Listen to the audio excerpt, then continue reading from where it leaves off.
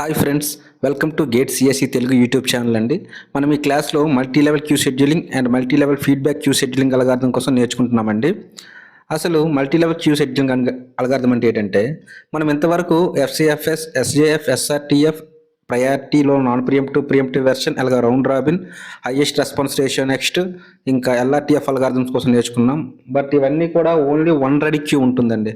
అంటే only one queue అనేది ఉంటుంది. బట్ మల్టీ లెవెల్ క్యూలో ఏంటంటే డిఫరెంట్ టైప్స్ ఆఫ్ క్యూస్ ఉంటాయండి. ఆ different types of queues for example చూసుకుంటే ఇక్కడ ఎలా డిఫరెంట్ టైప్స్ ఆఫ్ క్యూస్, ఇది వన్ క్యూ, ఇది సెకండ్ క్యూ, ఇలా ఉంటాయండి. ప్రయారిటీస్ ఉంటాయి మళ్ళీ వీటికి కూడా. హై లెవెల్ ప్రయారిటీ దీనికి ఒక క్యూ ఉంటుంది, ఇది లో లెవెల్ ప్రయారిటీ క్యూ అండి.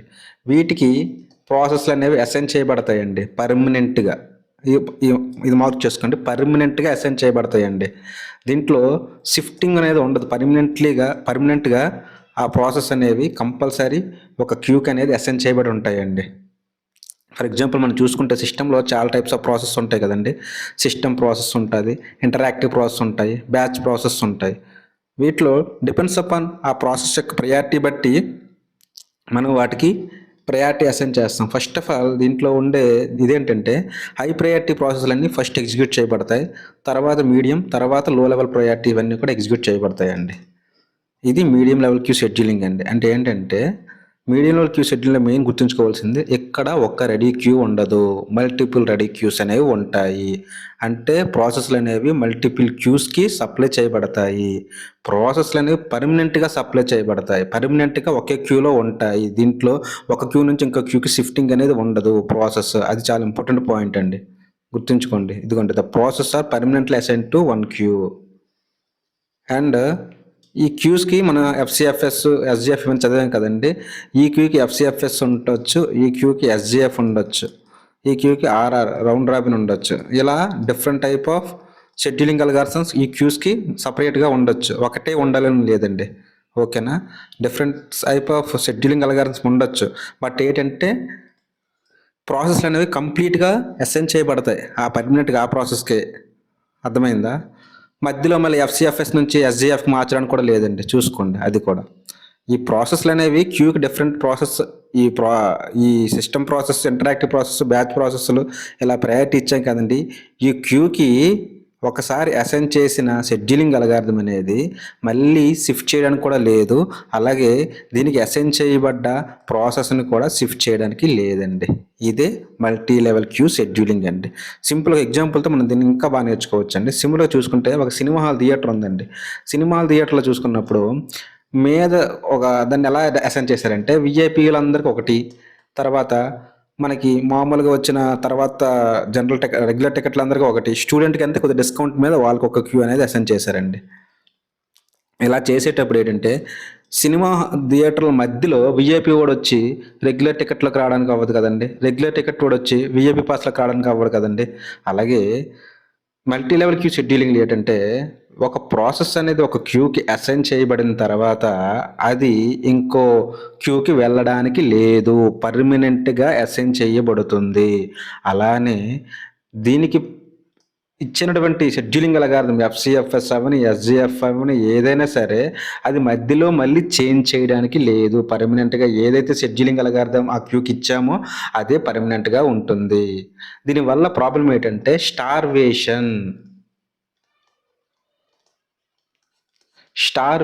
ఎందుకంటే హై ప్రయారిటీ ప్రాసెస్లన్నీ కూడా మీద క్యూకి ఇస్తాం కదండి. అలాగ హై ప్రయారిటీ ప్రాసెస్లకి ప్రాసెస్లు కీప్ ఆన్ వస్తూ ఉంటే ఈ లోయర్ క్యూలో ఉన్నాయి కదండి ప్రాసెస్లు, అవి ఎప్పటికి కూడా ఛాన్స్ రాదండి.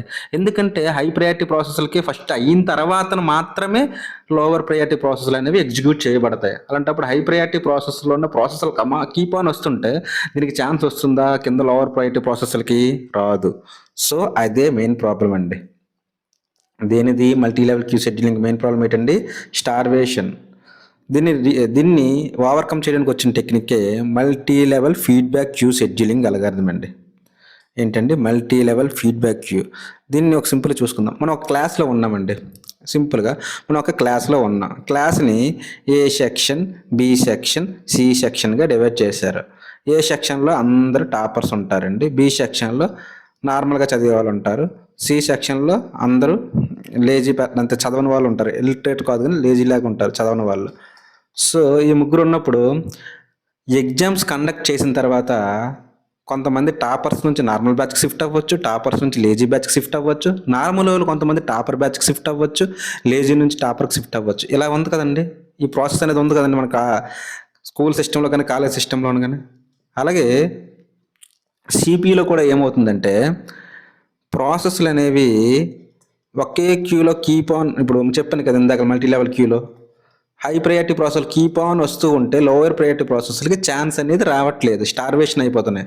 అలాంటప్పుడు ఏం చేస్తామంటే ఈ లోయర్ ప్రయారిటీ ప్రాసెస్లకి ప్రమోషన్ ఇస్తాం, దాన్ని ఏజింగ్ అని అంటారని మీకు ఆల్రెడీ ప్రయారిటీ షెడ్యూలింగ్లో చెప్పాను. సేమ్ అదే కాన్సెప్ట్ ఇక్కడ ఎక్కువ టైం వెయిట్ చేస్తున్న ప్రాసెస్లకి లోయర్ ప్రయారిటీ ప్రాసెస్లకి ఏంటంటే ప్రమోషన్ ఇచ్చి దానికి మీద క్యూకి పంపిస్తాం. అంటే దీంట్లో ఏముంటుంది, పైనుంచి కిందకి రావడం, కింద నుంచి పైకి రావడం అనే కాన్సెప్ట్ అనేది ఉంటుంది, అంటే షిఫ్టింగ్ కాన్సెప్ట్ అనేది ఉంటుంది. దీనివల్ల ఏమవుతుంది, స్టార్వేషన్ అనేది మల్టీ లెవెల్ ఫీడ్బ్యాక్ క్యూలో ఉండదు, స్టార్వేషన్ అనే కాన్సెప్టే ఉండదు. సో దాన్ని మల్టీ లెవెల్ క్యూలో ఉన్న డ్రాబ్యాక్ను ఓవర్కమ్ చేసిందా లేదా మల్టీ లెవెల్ ఫీడ్బ్యాక్ క్యూ, చేసిందండి. సో ఇదే multi level feedback queue scheduling algorithm అండి. ఇందులో చూసుకోండి, హై ప్రయారిటీ ప్రాసెసర్కి రౌండ్ రాబిన్ అల్గారిథం యూజ్ చేశాడు, తర్వాత మీడియం ప్రయారిటీకి first come first serve use చేశాడు, లోయర్ ప్రయారిటీకి షార్టెస్ట్ ఆఫ్ ఫస్ట్ చేశాడు. ఇదే ఎలా ఉండాలి రూల్ లేదు, ఏ షెడ్యూలింగ్ అల్గారిథమైనా యూజ్ చేయొచ్చు. ఓకేనా. దెన్ ఆఫ్టర్ మనం చూసుకుంటే ఇవి సేమ్ Q1 అనేది ఎగ్జిక్యూట్ చేయబడుతుంది. ఎగ్జిక్యూట్ చేయబడిన తర్వాత ఏదైనా ప్రాసెస్ అనేది చూసుకుంటే డిమోట్ టు Q2, ఆ ప్రాసెస్ అనేది Q2కి డిమోట్ అవ్వచ్చు, కొన్ని ప్రాసెస్లకు మీదకు కూడా వెళ్ళొచ్చు. ఇలా ప్రాసెస్ అనేవి షిఫ్ట్ అవుతూ ఉంటాయండి మల్టీ లెవెల్ ఫీడ్బ్యాక్ క్యూ. అర్థమైంది కదా, క్లియర్ డిఫరెన్స్ కూడా మీకు చెప్పాను. మల్టీ లెవెల్ క్యూలో స్టార్వేషన్ ఉంటుంది, మల్టీ లెవెల్ ఫీడ్బ్యాక్ క్యూలో స్టార్వేషన్ ఉండదు. Which of the following statements is not true for multi level feedback queue process. Multi level feedback queue ప్రాసెస్కి ఇచ్చినటువంటి ఈ స్టేట్మెంట్స్లో కింద స్టేట్మెంట్స్లో ఏది తప్పు అని ఇచ్చాడు. First of all queues have different priorities. అవును, క్యూస్ అనేవి డిఫరెంట్ ప్రయారిటీస్ ఉంటాయి, అది మల్టీ లెవెల్ క్యూకైనా ఒకటే, మల్టీ లెవెల్ ఫీడ్బ్యాక్ క్యూకైనా ఒకటే. క్యూస్ అనేవి డిఫరెంట్ ప్రయారిటీస్ అనేవి ఉంటాయి, హై ప్రయారిటీ, లో ప్రయారిటీ, అలా మీడియం ప్రయారిటీ అని. నెక్స్ట్ ఏది ఇచ్చాడు, each queue may have different scheduling algorithm. ఇది అదే మల్టీ లెవెల్ క్యూ కైనా మల్టీ లెవెల్ ఫీడ్బ్యాక్ కైనా సేమ్ అని అంటే, ఎందుకంటే ప్రతి క్యూకి డిఫరెంట్ షెడ్యూలింగ్ అల్గారిథం ఉంటుంది. ఒకదానికి FCFS ఉంటుంది, ఒకదానికి RR ఉంటుంది, ఇంకో దానికి ప్రయారిటీ ఉంటుంది, ఏదైనా ఉండొచ్చు. Next process are permanently assign to a queue. ఇదే మేజర్ డిఫరెన్స్ అండి అదే మల్టీ లెవెల్ క్యూకి మల్టీ లెవెల్ ఫీడ్బ్యాక్ క్యూకి. ఏంటంటే మల్టీ లెవెల్ క్యూలో process are permanently assign to a queue, but multi level feedback క్యూకి మాత్రం ప్రాసెస్ అనేవి డైనమిక్గా చేంజ్ అవుతూ ఉంటాయి. కాబట్టి ఈ స్టేట్మెంట్ అనేది నాట్ ట్రూ. Answer C. నాలుగోది కూడా చెక్ చేద్దాం. This algorithm can be configured to match specific system under design. అవునండి, ఇది స్పెసిఫిక్ సిస్టమ్ అండర్ డిజైన్కి యూజ్ చేస్తాం, ఎందుకంటే ఇంటరాక్టివ్ ప్రాసెస్ అనేది ఒక దగ్గరికి వెళ్తాయి, అండ్ బ్యాక్గ్రౌండ్ ప్రాసెస్లు అనేవి ఒక దగ్గరికి వెళ్తాయి, సిస్టమ్ ప్రాసెస్లు అనేవి ఒక ప్రయారిటీకి వెళ్తాయి. సో వాటి ప్రకారం మనం కన్ఫిగరేషన్ చేసుకోవచ్చు. ఇంకా అల్గారిథం ప్రతి దానికి కూడా మనం షెడ్యూలింగ్ అల్గారిథమ్స్ మార్చుకోవచ్చు డైనమిక్గా. నెక్స్ట్ క్వశ్చన్ చూద్దాం.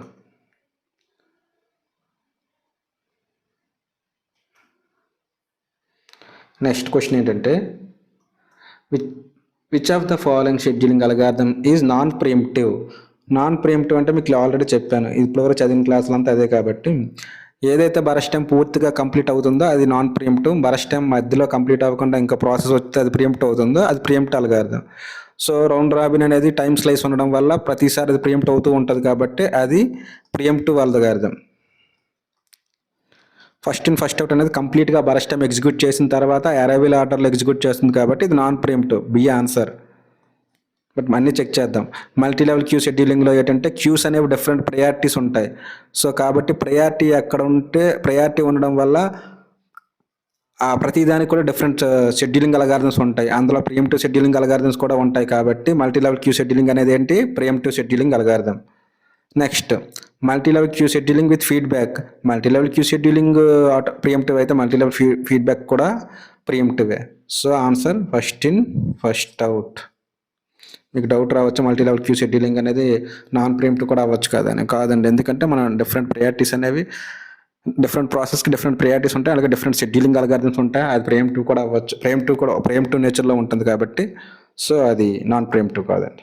ఇప్పుడు నెట్ ఆగస్ట్ 2016 ఇచ్చిన క్వశ్చన్ చూద్దామండి. And operating system crashes on the average once in 30 days.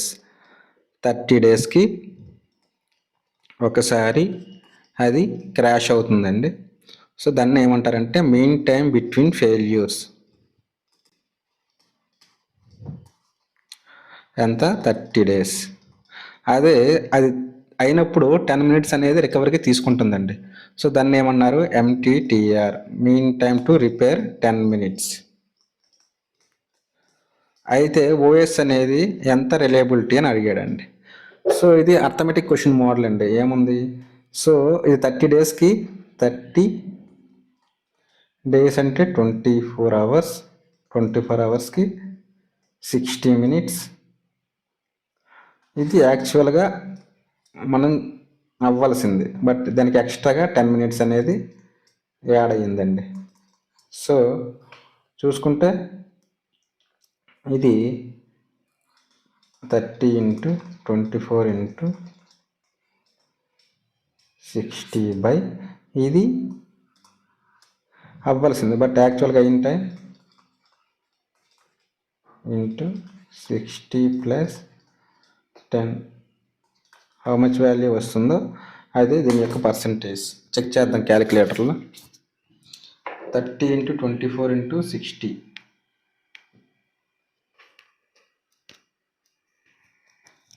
30 × 24 × 60 43,200 అండి. 43,200. ఇది 43,210 బై 43,210 హౌ మచ్ గాట్? 99.97% అండి. సో ఇదే ఆన్సర్. సో ఏం లేదు, ఇది అర్థమెటిక్ క్వశ్చన్ అండి. మనం ఎంత టైం అనేది ఎక్స్ట్రా ఇచ్చేస్తున్నాం, దాన్ని బట్టి ఎంత పర్సంటేజ్ కావాలో అదే రిలయబిలిటీ. సో దాని ప్రకారం చేస్తాం. ఓకేనా? ఇది అర్థమెటిక్ క్వశ్చన్, అంత ఇంపార్టెంట్ కాదు గేట్ లెవెల్కి. Next, consider a uniprocess system where new processor arrives at an average of 5 process per minute and each process needs an average of 6 seconds of service time. What will be the CPU utilisation? ఇది NET question. ఇది ఇక్కడ ఏమడిగారండి? Uniprocess system where new process arrives at an average of 5 process per minute and each process needs an average of 6 seconds అండి. ఏంటంటే process అనేవి ఒక minute అంటే ఎన్ని సెకండ్స్ అండి? 60 seconds. 60 secondsకి ఎన్ని ప్రాసెస్లు వచ్చాయండి? 5 ప్రాసెస్లు వచ్చాయి.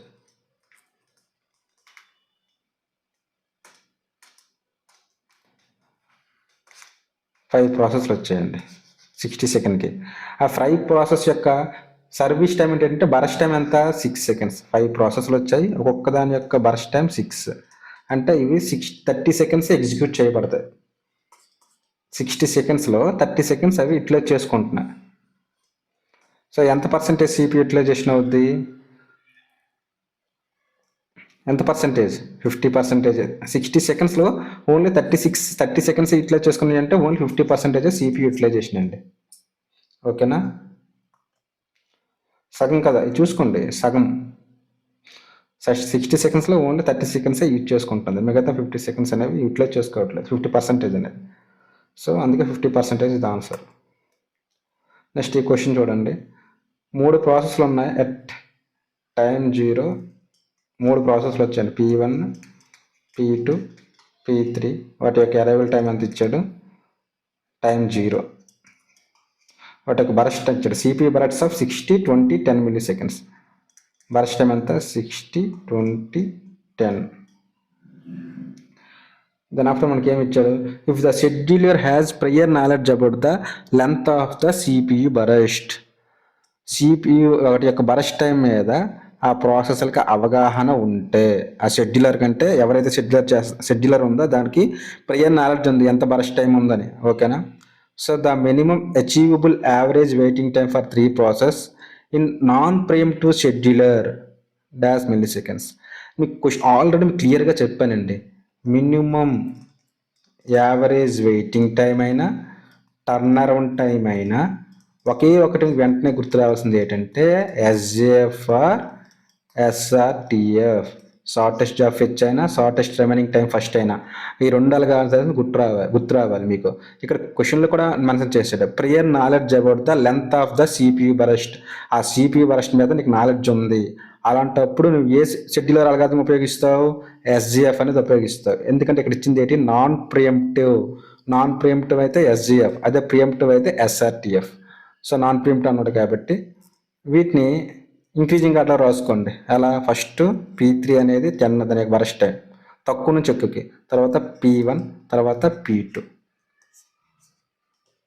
P3, P1, P2, 0 to 10 P3 completed. తర్వాత ఈ స్టేజ్ 16, 10 + 16 ఎంత? 26, 26 + 20 46. వీటి యొక్క కంప్లీషన్ టైమ్స్ వచ్చాయి 10, 46, 26. మనకి ఏం అడిగాడు క్వశ్చన్లో? యావరేజ్ వెయిటింగ్ టైం అడిగాడు. సో మనం దీని నుంచి ఏంటంటే టర్న్ అరౌండ్ టైం కొనుక్కోవాలి. టర్న్ అరౌండ్ టైం కొనుక్కోవాలంటే ఏంటి? Completion time minus arrival time. మీకు ఒకటి చెప్పాను ఆల్రెడీ, అరైవల్ టైం అంతా కూడా జీరోస్ ఉంటే completion time minus completion turn time is equal to turn around time, రెండు కూడా ఈక్వల్. ఎందుకంటే ప్రతి దాని నుంచి జీరో చేసి సేమ్ వాల్యూ వస్తుంది కాబట్టి 10, 46, 26 టర్న్ అరౌండ్ టైం వచ్చింది. దీని నుంచి వెయిటింగ్ టైం ఫైన్ చేయాలి. వెయిటింగ్ టైం ఎలా ఫైన్ చేస్తాం? Turn around time minus burst time, turn around time minus burst టైంగా ఫైన్ చేస్తాం. సో టర్న్ అరౌండ్ టైం నుంచి బరస్ట్ టైం ఎలా ఫైన్ చేయాలి అనేది క్లియర్గా మీకు ఇప్పుడు చెప్తాను చూడండి. ఇది ఇక్కడ క్వశ్చన్స్ ఇది తప్పు రాశాడు. ఇక్కడ చూడండి, P3 కంప్లీషన్ టైం 10 అండి, P1 completion time 26,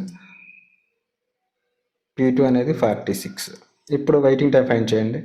turn around time minus burst time, 26 - 16 10, 46 - 20 26, 10 - 10 0.